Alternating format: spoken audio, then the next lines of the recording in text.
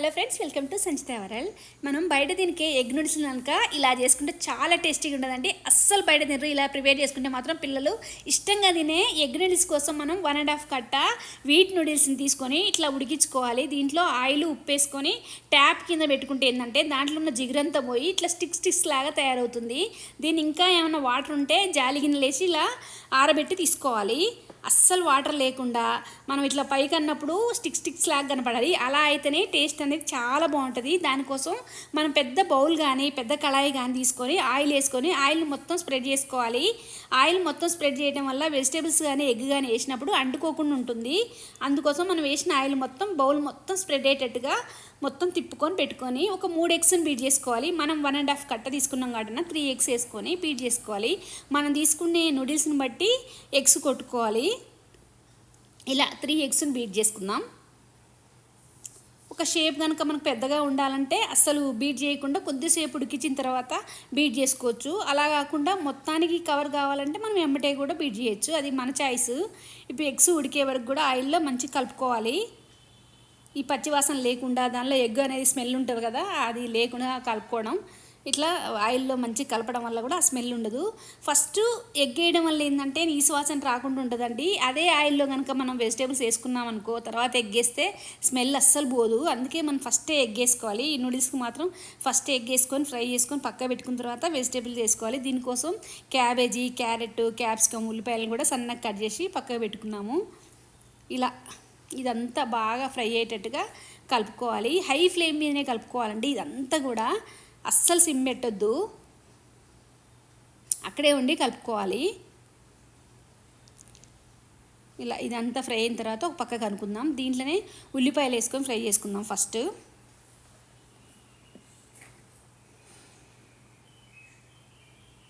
ఉల్లిపాయలు కూడా సన్నగా తరువునే వేసుకొని ఫ్రై చేసుకుందాం. ఈ తొందరగా ఫ్రై కావడం కోసం కొంచెం సాల్ట్ వేసుకుందాము. సాల్ట్ వేసుకోవడం వల్ల తొందరగా ఫ్రై అయిపోతున్నాయి. ఇవి కలర్ కూడా చేంజ్ అయిపోతాయి తొందరగా. కొంచెం సాల్ట్ వేద్దాం వీటిలో. ఈ సాల్ట్ మనం చేసే నూడిల్స్ మొత్తానికి సరిపోతుందండి. మనం ఉడికించేటప్పుడు కొంచెం సాల్ట్ వేసుకున్నాం, ఇప్పుడు కూడా సాల్ట్ వేసాం కదా. అదేవిధంగా మనం వేసే సోయా సాస్లో కూడా కొంచెం సాల్ట్ ఎక్కువనే ఉంటుంది. అందుకే మళ్ళీ వేయాల్సిన అవసరం లేదు. ఇదే సాల్ట్ సరిపోతుంది అన్నిటికీ. ఆ తర్వాత దీంట్లోనే క్యాబేజీ కూడా సన్నగా తరిగిన క్యాబేజీ వేసుకొని ఫ్రై చేసుకుందాం. బాగా ఫ్రై కావాల్సిన అవసరం లేదండి. ఇది కొంచెం మెత్తబడితే సరిపోతుంది. వెజిటేబుల్స్ అన్నీ కూడా హై ఫ్లేమ్ మీద చేస్తున్నాం కదా, మనకి తొందరనే ఫ్రై ఇట్లా మెత్తబడ్డట్టు అవుతుంది. మాడకుండా అక్కడే ఉండి బాగా కలపాలి. మనం హై ఫ్లేమ్ మీద చేస్తున్నాం కదా, కొంచెం కలపడం మాత్రం టైం తీసుకుంటుంది. బయట మనం ఒక్కొక్కటిగా ఏంచి ఇస్తాడు కదా వాళ్ళు, అట్లా కాకుండా మనమే చేసుకుంటున్నాం కదా, పెద్ద ఫ్లేమ్ మీద చేసుకుంటూ కలుపుకుంటూ ఉండాలి. బాగా కలపాలి. ఇలా మెత్తబడే వరకు కూడా కలపాలి. మనకు ఇవి చేంజ్ అయినట్టు తెలుస్తుంటుంది ఉడికితే కొంచెం. ఆ తర్వాత ఇదంతా పక్క పెట్టుకొని దీంట్లోనే క్యాప్సికమ్ కూడా వేసుకొని ఫ్రై చేసుకుందాం.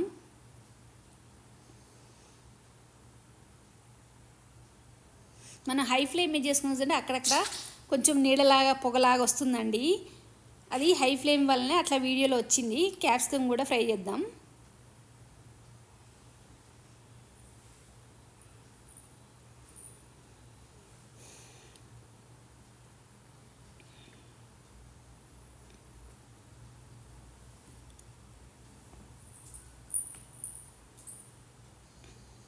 ఆ తర్వాత క్యారెట్ కూడా వేసుకొని ఫ్రై చేసుకుందాం.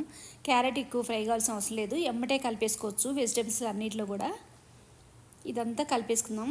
మనకు బయట నూడిల్స్ మసాలా దొరుకుతుందండి, అది చాలా బాగుంటుంది. ఎవరెస్ట్ కానీ మనకు ఏ కంపెనీ అయినా సరే, మనం మాత్రం ఎవరెస్ట్ వేసుకున్నాం. ఒక 1.5 కట్టకి 2 ప్యాకెట్స్ అంతా నూడిల్ మసాలా సరిపోతుంది. అది కట్ చేసుకొని వేసుకుందాం. దీంట్లో అన్ని ఫ్లేవర్స్ ఉంటాయి. మనం ఎక్కువ వేరే ఏమి వేయాల్సిన అవసరం లేదు. దీని తర్వాత కొంచెం కారం వేసుకుందాము.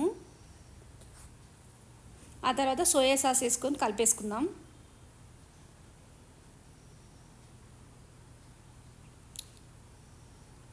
సోయా సాస్ ఇద్దాం. దీంట్లో సాల్ట్ ఉంటుంది కాబట్టి మనం మళ్ళీ సాల్ట్ వేయాల్సిన అవసరం లేదు. ఫస్ట్ వేసిన సాల్ట్ ఈ సోయా సాస్లో ఉన్న సాల్టే సరిపోతుంది. ఇది మొత్తం కూడా ఈవెన్ కలుపుకుందాం. ఈ వెజిటేబుల్ అన్నిటి కూడా ఈ మసాలాలు సోయా సాసు అంతా బాగా కలిపేటట్టుగా ఇదంతా కలిసిపోయేటట్టు కలుపుకోవాలి.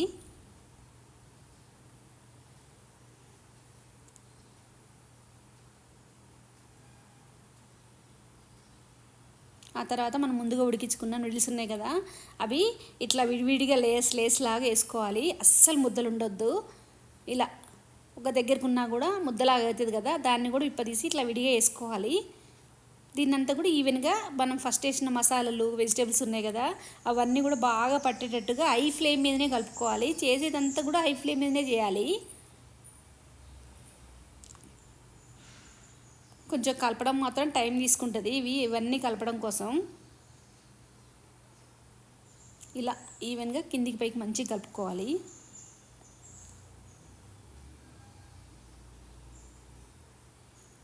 ఈ స్టైల్లో చేస్తే మాత్రం పిల్లలు అస్సలు బయట తినరండి, ఇంట్లోనే చేయంటారు, అంత టేస్ట్ ఉంటుంది.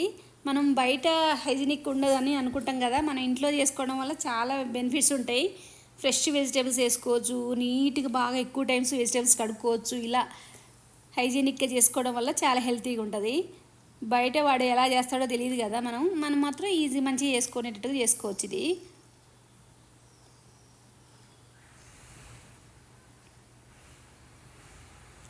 ఇలా ఈవెన్గా అంతా కలిపేటట్టు కలుపుకోవాలి.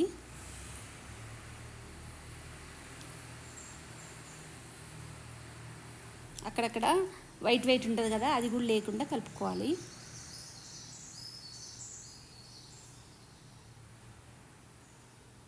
హై ఫ్లేమ్ మీద కూడా అక్కడక్కడ పొగలాగా వస్తుందండి, క్లారిటీ లేదు వీడియో అక్కడక్కడ. ఆ పొగ వల్ల అట్లా వస్తుంది. ఆల్మోస్ట్ అంతా కలిసిపోయింది.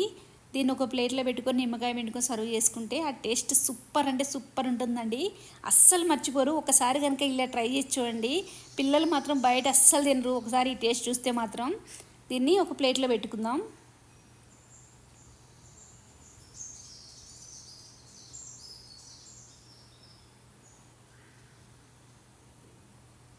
ఉల్లిపాయ నిమ్మకాయతో కనుక ఇలా సర్వ్ చేసుకుంటే మాత్రం టేస్ట్ అద్దిరిపోతుంది. ఒక్క స్పూన్ ఫస్ట్ దించుకోండి, ఆ టేస్ట్ అనేది అద్భుతం అనుకోవచ్చు.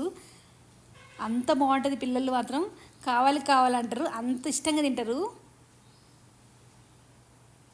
Please like, share, comment, like చేయండి మా ఛానల్ని.